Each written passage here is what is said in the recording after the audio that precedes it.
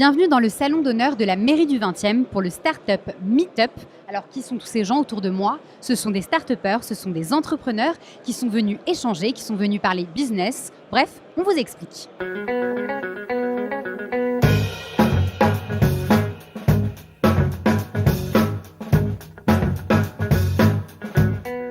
C'est la 4e édition aujourd'hui. Nous sommes dans cette magnifique salle de la mairie du 20e arrondissement. Les entreprises discutent pour essayer d'optimiser leurs ventes, pour essayer de trouver des partenariats, pour essayer de trouver peut-être des relais commerciaux, pour se partager des ressources, en gros pour faire des économies, pour gagner de l'argent. Il y a près de 1300 rendez-vous qui sont organisés au fil de la journée, 130 dirigeants à peu près qui seront présents. Voilà, donc c'est une journée assez dense avec beaucoup de monde effectivement ici. Qu'est-ce que vous êtes en train de faire là concrètement?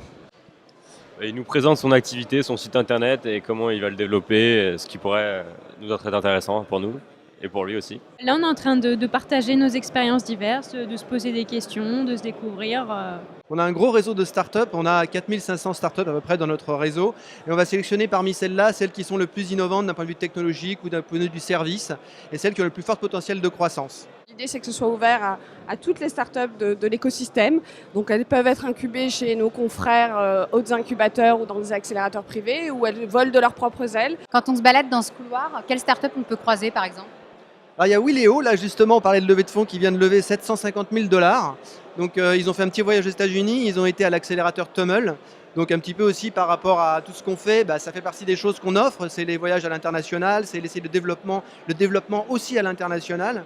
On peut par exemple croiser, aujourd'hui ils sont présents Green Creative qui viennent de lever par exemple 600 000 € en début de semaine. Il y a également Parisianiste qui est en train de signer quelques accords avec des grands comptes, qui est incubé au Welcome City Lab. Je représente la société Wepa, SAS, qui fait donc des sites d'événements. Nous sommes Thibaut et moi de la société France Barter et on est une plateforme internet qui met en relation les entreprises pour organiser des échanges de marchandises et de services avec via une devise virtuelle, le barter euro. Meiso, c'est un centre de relaxation par flottaison et aussi la première marque de concepteur de caissons d'isolation sensorielle et de flottaison en France. On a fait un casque de vélo pliable donc qui permet aux cyclistes urbains de transporter leur casque beaucoup plus facilement et donc de l'utiliser plus facilement au quotidien. Anne, est-ce que les autres années ont abouti à des accords concrets?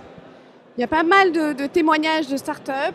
Il y a différentes choses qui peuvent se passer en fait entre start-up. Il y a parfois la création de produits coordonnés, des offres qui se matchent bien et des choses qui peuvent être développées ensemble. Par exemple, on a une société qui s'appelle Green Collect, enfin la société s'appelle Paygreen, mais Green Collect a monté des accords avec des distributeurs pour leur permettre de proposer en fait lors du paiement dans les achats sur internet de donner de l'argent à des associations. Nous, on a eu des contraintes industrielles sur notre produit qui a besoin d'être industrialisé.